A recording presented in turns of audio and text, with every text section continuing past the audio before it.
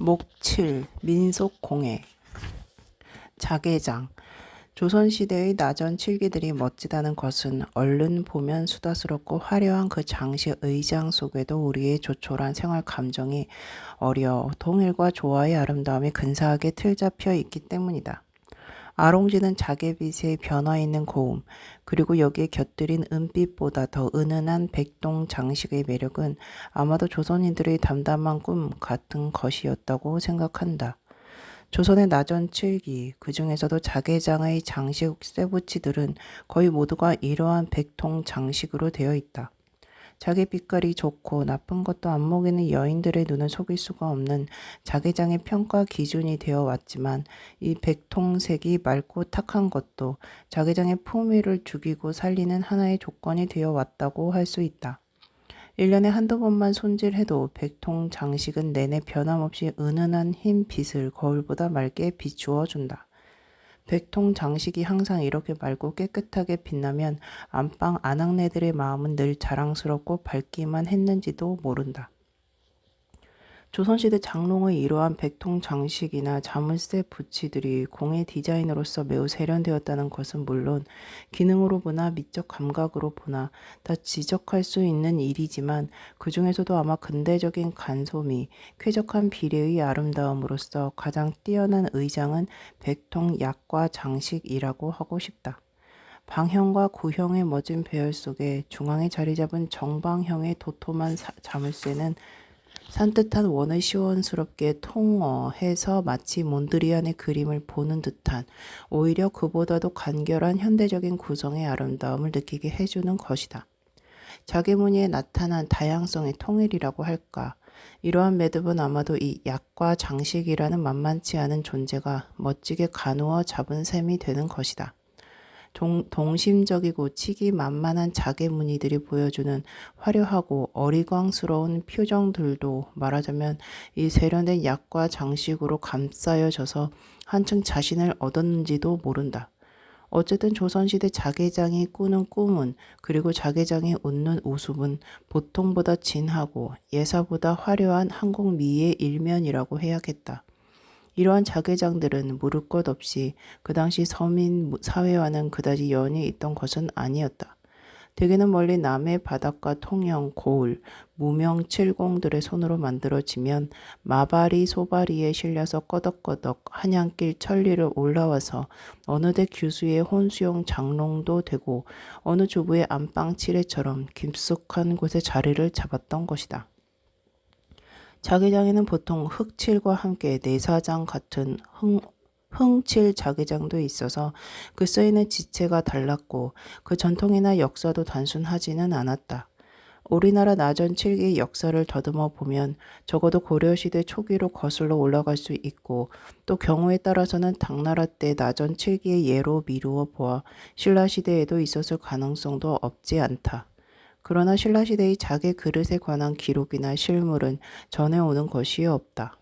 그 후에 고려 인종, 원년에 송나라에서 사신으로 왔던 서긍이라는 사람이 쓴 고려도경이라는 책에 고려의 나전칠기 솜씨는 매우 세밀하고 훌륭해서 마땅히 귀하게 여길만 하다라고 한 기록이 있는 것을 보면 그때에는 이미 눈을 높을 대로 높았던 송나라 사신들의 눈에도 놀랄 만큼 훌륭한 칠기가 만들어졌던 것을 알 수 있다. 이러한 고려시대의 기록을 뒷받침해주는 뛰어난 고려의 자개상자, 자개함들이 지금 일본의 국립박물관, 덕천미술관, 당마사, 미국의 보스턴 미술관, 독일의 쾰른 동양박물관, 네덜란드의 암스테르담 동양박물관 등 외국에만 남겨져 있다는 사실은 한국 사람으로서는 누구나 야릇한 심경을 금할 수가 없게 한다. 고려시대에는 중상서라는 구경, 공예품 제작소 또는 때때로 세함, 조성, 도감 같은 나전칠기의 대량 생산 기구까지 두고 만들어낸 고려의 많은 자개 그릇들이 오히려 국내에는 하나도 없다는 것은 무엇을 의미하는 것일까? 뜻있는 한국 사람이라면 마땅히 가슴에 손을 얹고 한 번씩 생각해 보아야만 할 일이라고 생각된다. 고려시대의 나전칠기 기술은 금은 입사 동기들과 함께 급기야 고려 청자기의 장식 무늬에 자극을 주어서 세계 도자기사에 오로지 한 번 있는 고려 청자 상감의 기법을 낳게 하였다. 말하자면 썩지 않은 청자 상감의 뛰어난 유물들은 조상들의 무덤 속에 묻혀 있다가 호리꾼, 고분 도굴자들의 손으로 햇볕을 보기는 되었지만 그 아름답던 고려작의 그릇의 전 세품은 이제 우리 주인들에겐 하나도 남은 것이 없는 것이다. 조선시대의 나전 칠기는 경상도 통영 고을 같은 곳에 하나의 센터를 이루고 그 전통적인 자개 그릇의 아름다움이 명백을 부지했던 것은 얼마나 다행한 일인지 모른다. 오늘날에도 좋건 그르건 한국의 나전칠기는 한국의 명산처럼 알려지고 또 해외로도 그 어중된 물건들이 팔려 나가고 있지만 우리의 애틋한 조선 자기 그릇들을 알뜰히 아끼고 모으고 하는 뜻있는 어느 여인들의 정성 속에서만 오히려 한국 자기 그릇의 전통적 아름다움이 올바르게 이어질 가냘픈 생명이 숨쉬고 있다고 나는 믿고 있다. 3층 탁자. 조선시대 목공 가구 중에서도 탐탁스러운 구조와 쾌적한 비례의 아름다움으로써 한국의 독특한 공예미를 보여주는 것이 3층 탁자이다. 예전에는 그리 눈여겨뵈는 두드러진 가구가 아니었고 찬장이나 대청 한 구석에 놓이기 마련이었지만 요사이는 그 크기에 따라 사방 탁자 대용으로 사랑방이나 안방에 놓이기도 하고 양실에 놓고 술장으로 쓰기에 알맞다 해서 인기가 있는 가구다.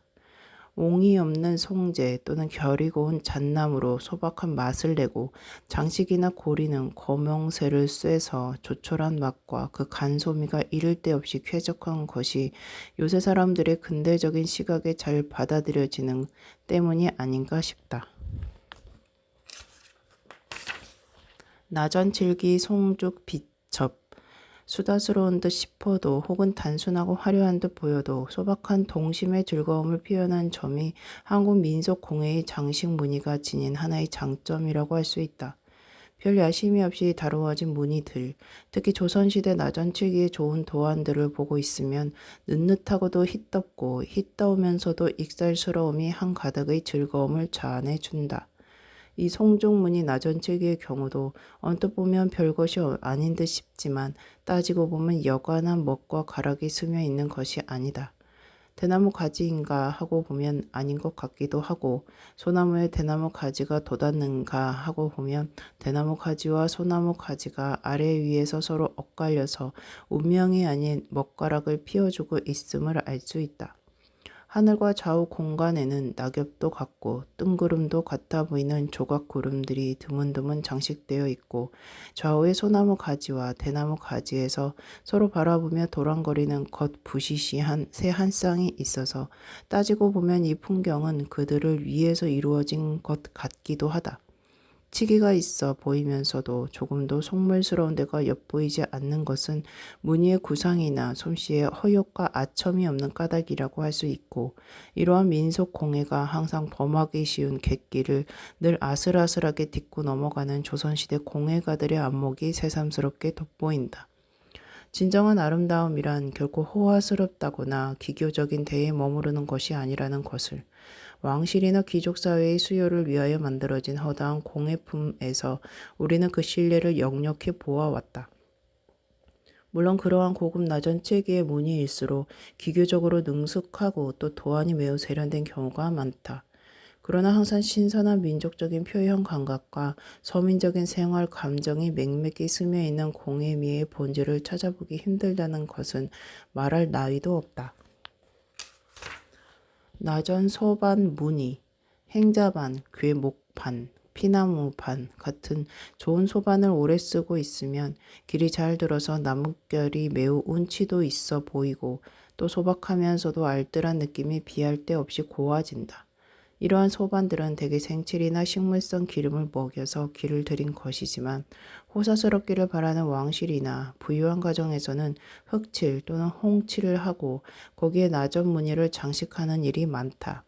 상류사회의 이러한 나전 소반 무늬는 대개 권위를 상징하거나 상서로운 뜻을 지닌 무늬들을 새겨 넣게 되므로 자연 봉황이니 용이니 모란꽃이니 박쥐니 수복 무늬니 하는 따위의 호사스러운 무늬가 번잡스럽게 장식되는 경우가 보통이다. 이 소반의 잉어 무늬도 일종의 호사임에는 틀림이 없으나 나전을 될수록 줄여 쓰고 또 무늬의 표현도 대담하게 생략해서 추상 도안적인 효과를 거두고 있다는 점이 특이하다.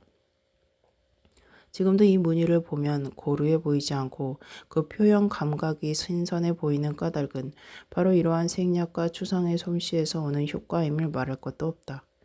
12각으로 된 소반 위에 외조의 심원을 그리고 그 안에 굼실거리는 잉어 3마리, 바다처럼 넓은 호수 위엔 선걸음치는 파도가 희화처럼 간간히 세워졌고 먼 수평선 위로는 한가롭게 흐르는 구름 사이에 둥근 태양이 형형하게 빛나고 있다.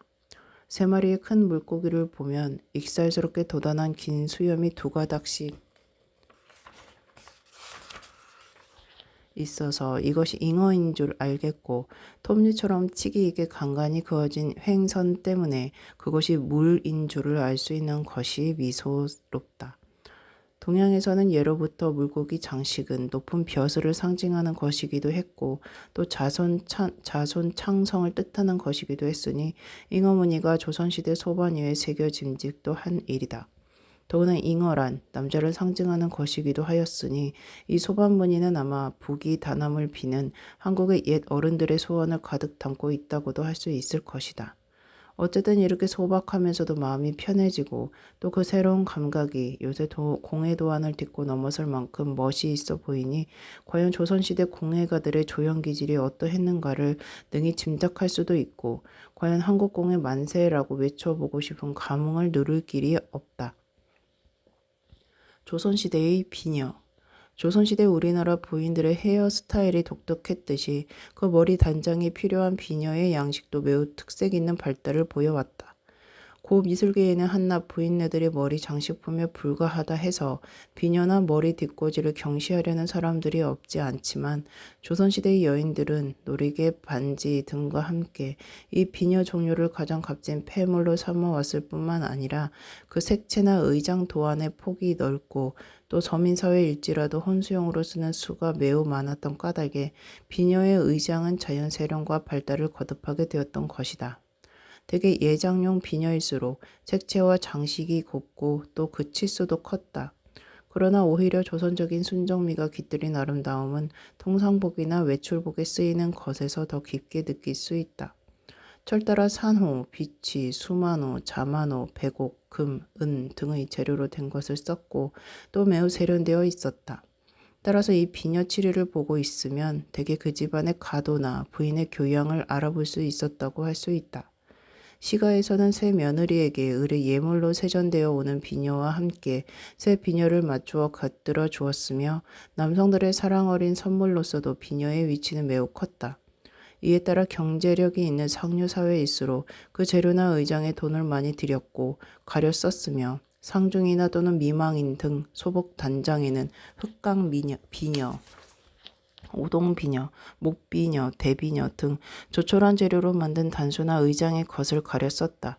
말하자면 조선시대 비녀의 아름다움은 값진 재료에서 생겨나는 것이 아니라 계절에 따라 옷 빛깔에 따라 색채와 의장을 조화시킨 공예 의장의 세련에 있다고 할 수 있는데 이러한 공예미는 그 어느 부문의 귀금속 공예품으로서보다 민족 양식을 가장 농후하게 풍겨주고 있다. 이러한 비녀 종류의 재료 중에는 비치, 산호, 백옥 등 값진 의뢰품이 많고 또 경우에 따라서는 당시 중국을 드나들던 사람들이나 상인들을 통해서 북경에서 맞추어오는 경우가 적지 않았다. 그러나 이러한 조문품은 대개 도안이나 격식을 도시해서 보내거나 깎기 쉬운 목재로 실물대의 견본품을 만들어 보내서 그대로 깎도록 했다 하니 조선 여인들이나 그들을 아끼는 조선 남성들의 성벽도 이만저만 깔끔한 것이 아니었음을 알 수 있다. 말하자면 요즘의 외래품 하면 비판 없이 받아들이는 세대들의 생각과는 얼마나 거리가 먼지 금속의 감이 깊어진다. 현대 우리네의 사고에서 생활문화의 주체의식이 이렇게 자꾸만 사라져 간다는 사실 앞에서 우리는 조선시대의 선조들이 지녔던 지조라고도 할 수 있는 주체의식 같은 것에 아련한 그리움을 금하지 못하는 것이다. 쪽을 찌는 조선시대 부인들의 특이한 머리치레에 맞추어서 비녀는 한국 독자적인 양식으로 발달해 왔다. 비치욕, 백옥, 산호가지, 금, 은, 칠보, 진주, 밀화, 흑각, 대나무 등 재료도 다양할 뿐더러 용잠, 봉잠, 매화잠, 국화잠, 청포장, 적절잠, 초롱잠, 호도잠, 석류잠, 오두잠, 고리잠 등 장식의장도 종류가 많아서 조선시대 장신구 중에서도 가장 순정적이고도 알뜰한 공예품이었다고 할 수 있다. 그 중에서도 옥비녀와 비치 옥비녀는 그 재료가 중국의 먼 오지에서 오는 외국산이었을 뿐더러 이러한 경옥을 새기는 조각품은 국내에서 능숙하게 다루기가 어려웠으므로 비녀의 규격과 장식 의장을 지시해서 중국에서 만들어 들여온 외래 사치품이 대부분이었다. 따라서 옥비녀들은 값이 비쌀 뿐만 아니라 왕실과 상류 계급이 아니고는 좀처럼 차례를 바랄 수도 없는 귀한 선물이었다. 대개 비녀라 함은 기혼 부인만이 쓸 수 있는 장신구였으므로 자연 혼인을 앞둔 처녀들의 혼수 예물로 마련되는 경우가 많았고 또 이러한 값진 비녀들일수록 대를 물려서 새 며느리들이나 시집가는 딸들에게 전해주는 것이 예법으로 포함되어 있었다. 말하자면 친정어머니는 시집가는 딸에게 나를 보듯이 지니라 했고 시어머니는 맏아들인 새 며느리에게 자랑스러운 가풍을 지키듯 소중히 지니라고 대대로 이어받은 애틋한 비녀들을 아낌없이 내주었던 것이다. 새 며느리가 된 아리따운 딸들은 마음이 호젓할 때마다 예물함을 열어보고는 친정어머니의 깊은 사랑을 되새겨보면서 그리운 정을 달래보기도 하고 인자한 시어머니의 너그러운 도량을 본받으면서 이윽고 자리잡은 젊은 아내로 결곡하게 성장해 간다. 그리고 어느 사이에 아들, 딸의 어머니가 되고 도량 있는 시어머니로 나이가 들면서 다시 그 비녀들은 알뜰한 며느리들과 착한 딸들에게 전해지기 마련이었다. 이러한 비녀들의 얽힌 애절한 사랑의 이야기도 많고 훈훈한 전통의 즐거움도 이만저만이 아니지만 나는 해마다 늦은 여름에 뜰 앞에 피는 청초한 옥저마의 암향을 즐길 때마다 마치 맑은 옥비녀들이 튕겨주는 맑은 옥소리처럼 내 마음의 금줄을 건드려주는 애틋함이 솟아나서 혼잣말로 조상들은 꽃 이름도 참 잘 지었구나 하고 중얼거려 볼 때가 있다. 말하자면 옥비녀들의 진정 아름다움은 옥자마 꽃처럼 다소곳하고 청초하고 갓 맑고도 연연한 한국 여인들의 맘씨인 양 그 순정적이고도 조촐한 아름다움을 웃음으로 지녔기 때문이다. 노리개 이별을 서러워하는 여인이 한양 낭군님 날 다려가오. 나는 죽네 나는 죽네 임자로 하여 나는 죽네 하고 눈물겨워하면 사내는 내 무엇을 달라느냐 내 소원을 다 알려라. 노리개 치리를 하여 주랴. 은조로통 금조로통 산호가지 미라볼수 미라장도 결칼이며 삼천조 바둑씨를 남산더미만큼 하여나 주랴 하면 여인은 나는 실소 나는 실소 아무것도 나는 실소 금이 옥식도 나는 실소 하고 애절해하는 정경이 경기가요 박물가 가사에 나와 있다. 자기가 짓밟은 여인의 순정을 하찮은 돈 따위로의 힘으로 덮어버리려는 사내들의 노리개 칠해가 집칠해, 세간칠해, 의복칠해와 함께 옛부터 한국 여인들에게 이만저만 매혹적인 재물이 아니었음을 말해주는 것이기도 하다.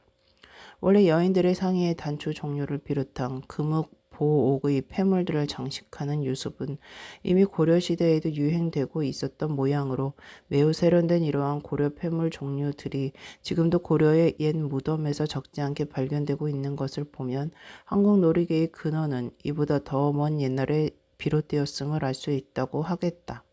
그러나 삼장 놀이개를 비롯한 격식 차린 조선시대 놀이개 양식에 해당하는 고려시대의 유물은 아직 알려진 것이 없지만 아마 다른 문물이 그러했듯이 당, 송, 원, 명의 중국 장신구 양식이 오랫동안에 걸쳐 우리나라에 영향을 끼쳐오는 동안 이 외래 양식, 특히 원나라 몽고족의 혼례 조도풍과 기타 장신구에서 온 큰 영향이 우리 민족 정서 속에 점진적으로 정리에 순화되어 한국 삼작 놀이개 양식이 자리 잡혀 온 것이라고 생각된다.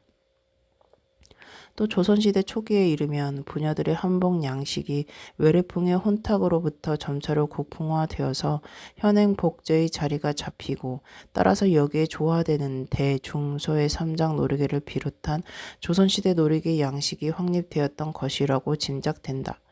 어쨌든 조선시대의 여인들은 귀족이건 서민이건 기녀이건 숙녀이건 그 집안 지체에 따라 그리고 처소와 예법에 따라 훈장보다 오히려 자랑스러운 놀이개를 가슴에 달고 다소곳이 기품을 가누곤 했던 것이다.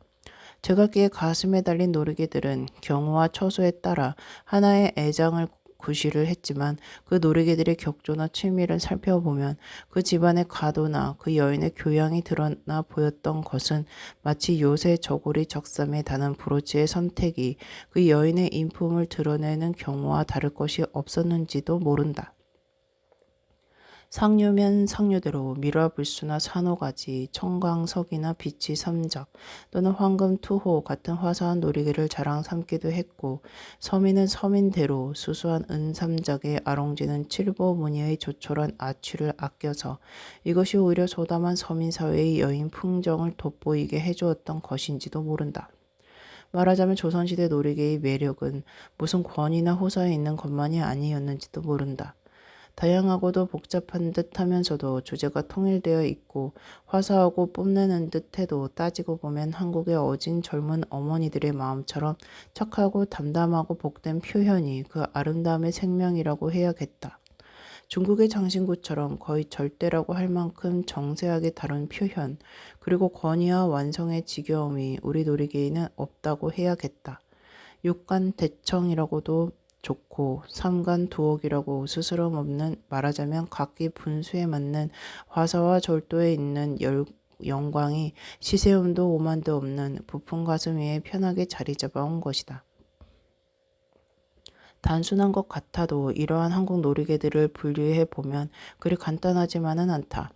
순금 또는 도금으로 만든 금삼작, 수는 또는 여기에 칠보 장식을 수놓은 은삼작, 백옥을 비롯해서 옥 종류도 만든 깔끔한 옥삼작, 조목만한 밀어덩이나 산호가지, 그리고 철광석이나 옥나비 중 세 가지를 곁들인 호사스러운 대삼장, 청광석, 석산호, 밀화로 만든 불수촌이나 산호가지, 밀화덩이, 옥나비의 콤비로 된 중삼작, 비치, 자만옥, 백옥, 산호, 철광석, 밀화를 재료로 나비, 호도, 동자, 가지, 호로병, 박쥐, 투호 등을 주로 만든 말하자면 약식의 소삼작 등으로 나누어진다.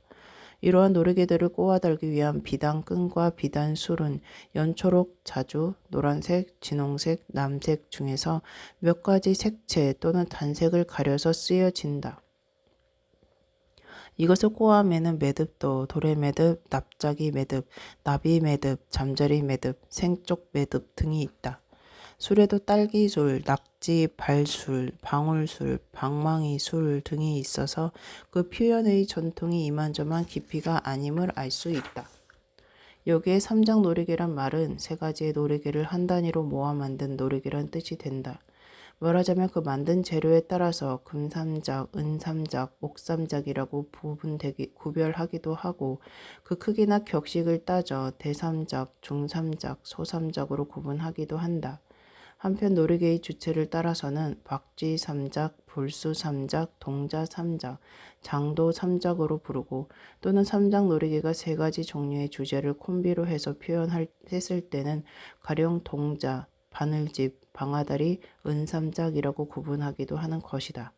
이러한 삼작 놀이개 중에서 소삼작은 애장이 아닌 경우에만 달 수 있고 평상복에 쉽게 장식할 수 있는 단식 놀이개들, 예를 들면 옥장도, 은장도 또는 향낭 같은 것도 있어서 마치 요 사이에 브로치나 양장의 액세서리 같은 가벼운 단장에 애용되기도 했던 것은 비녀나 소첩으로 보여지는 회원의 미인도에 나타난 폐용 예로서도 짐작이 간다고 해야겠다. 하회탈, 양반의 눈웃음. 탈에는 마을 사람들의 오랜 소망과 시름 그리고 울분과 익살이 함께 겹쳐진 야릇한 웃음 자국이 얼룩져 있다. 기껏해야 타령이나 국거리 같은 속꽃가락에 맞추어서 집신을 신고 껑청된 놀이였던 만큼 한국탈의 웃음에는 애당초부터 권인이 아첨이니 하는 따위의 거추장스러운 신경보다는 막걸리 냄새 풍기는 선량한 너털거림과 소박한 풍자만이 넘쳐나고 있었다고 할 수 있다. 그 중에서도 화해 별신놀이 양반탈이 보여주는 선량한 웃음을 보고 있으면 그 얼굴 위에 쏟아졌을 백정이나 할미의 탈을 쓴 서민들의 야유와 조소 소리가 그 어찌 역겹지도 않았던가 싶은 느낌이 든다.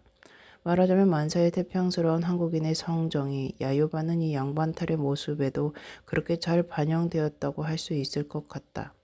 그러나 착하기만 한 마을 사람들도 한번 탈을 얼굴에 덮어쓰게 되면 북소리, 증쟁이 소리에 저절로 신명이 솟구치게 되고 급기야 말문이 터진 탈의 입은 양반이나 파괴승에게 못할 말이 없어지게 된다.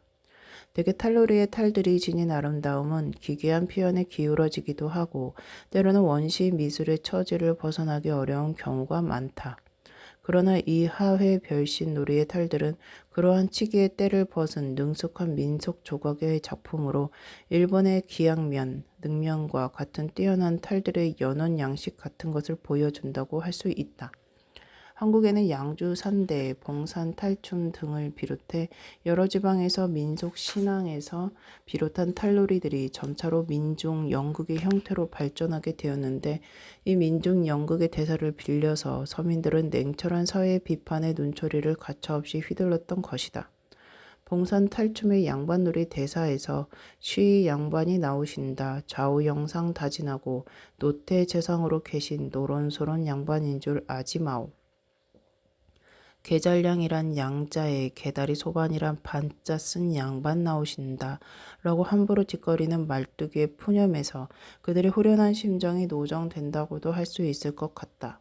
참을 수 없는 것을 참고 겪을 수 없는 일들을 겪으면서 살아가야만 했던 봉건체제에서 조선시대 밑바닥 사람들의 이지러진 웃음과 눈물이 얼룩진 모습들을 우리는 이 탈들의 눈웃음을 통해서 다시금 실감나게 바라본다는 느낌이 든다. 그리고 이 신기스러운 탈들의 얼굴에서 서민사회 성장의 우미, 죽을 등, 살 등 숨을 이어왔다는 사실은 생각해보면 한편 서글프고도 다행한 일이 아닐 수가 없다. 이 하회 별신 놀이 가면은 안동군 하회마을에 전해진 고려 중엽의 유물이며 마을 총각 허도령이 신탁을 받아 목욕제기하고 조성한 것이라는 전설이 있어서 이 가면의 시대 양식을 뒷받침해 주고 있다.